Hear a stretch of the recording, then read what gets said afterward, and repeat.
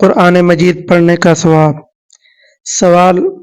قرآن مجید پڑھنے اور ختم کرنے پر کتنی نیکیاں ملتی ہیں؟ جواب: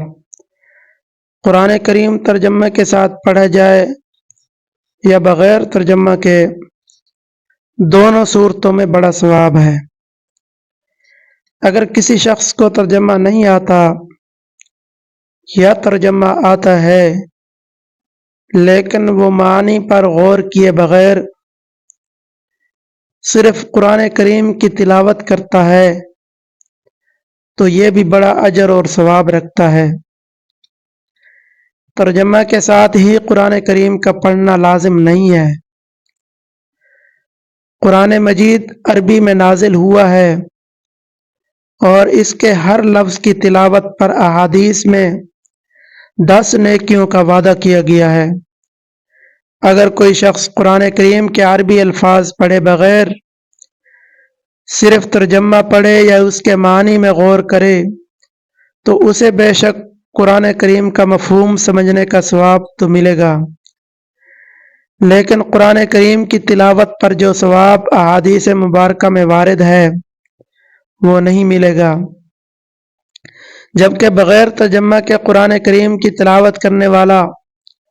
ہر حرف پر 10 نیکیوں کا مستحق بنتا ہے، جیسا کہ حدیث مبارکہ میں ایک حرف پڑھنے پر 10 نیکیوں کی فضیلت بتائی گئی ہے،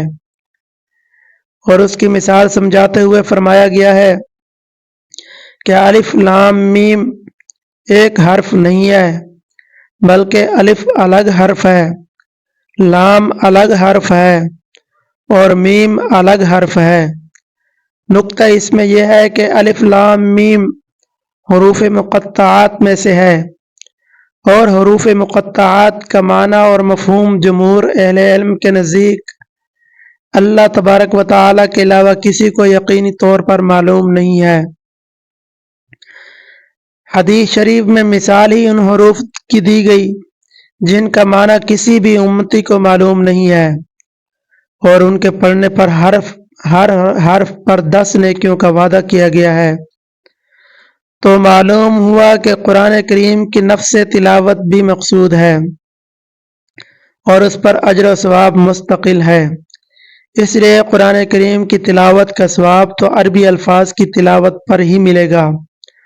اور ان الفاظ کو سمجھ کر پڑھنے یا ان کی تلاوت کے ساتھ ترجمہ پڑھنے یا اس میں غور کرنے سے ثواب مزید بڑھ جائے گا۔ حاصل یہ ہے کہ سمجھے بغیر تلاوت قرآن کریم کو فضیلت میں کم نہ سمجھا جائے۔ تلاوت مستقل طور پر مطلوب ہے، اور آپ صلی اللہ علیہ وسلم کی بعثت کے مقاصد اور معمولات اور صحابہ کرام رضوان اللہ علیہم اجمعین کے معمولات میں شامل ہے۔ البتہ قرآن کریم کی ایک آیت سیکھنے پر حدیث مبارکہ میں یہ فضیلت وارد ہوئی ہے کہ ایک آیت کا سیکھنا 100 رکعت نماز نفل سے بہتر ہے، لہذا کوئی شخص تلاوت کے ساتھ ساتھ آیات کا معنی مفہوم سمجھ کر پڑھتا ہے تو وہ اس فضیلت کا مستحق بنتا ہے۔ اگر کوئی قرآن مجید کو سمجھنے کی خواہش رکھتا ہو تو اسے چاہیے کسی مستند عالم دین کی خدمات حاصل کر کے ان کی نگرانی میں سمجھے، اپنے قوت مطالعہ پر اعتماد نہ کرے، تاکہ قرآن مجید رسول اکرم صلی اللہ علیہ وسلم کے فرامین کے مطابق سمجھنا ممکن ہو، کیونکہ رطب و یابس میں فرق کرنا عام مسلمان کے لیے ممکن نہیں۔ حضرت عبداللہ بن مسعود رضی اللہ تعالی عنہ راوی ہیں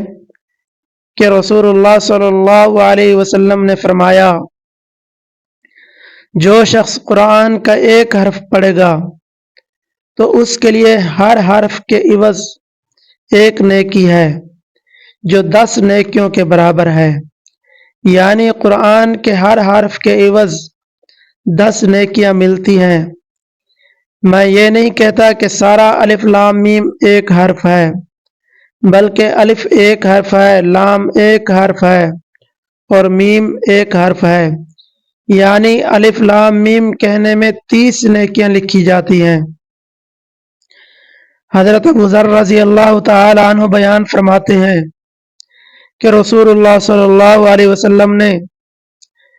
مجھ سے ارشاد فرمایا، تو صبح کو جا کر کتاب اللہ کی ایک آیت سیکھے، یہ تیرے لیے 100 رکعت نماز سے بہتر ہے، اور تو صبح جا کر علم کا ایک باب سیکھے،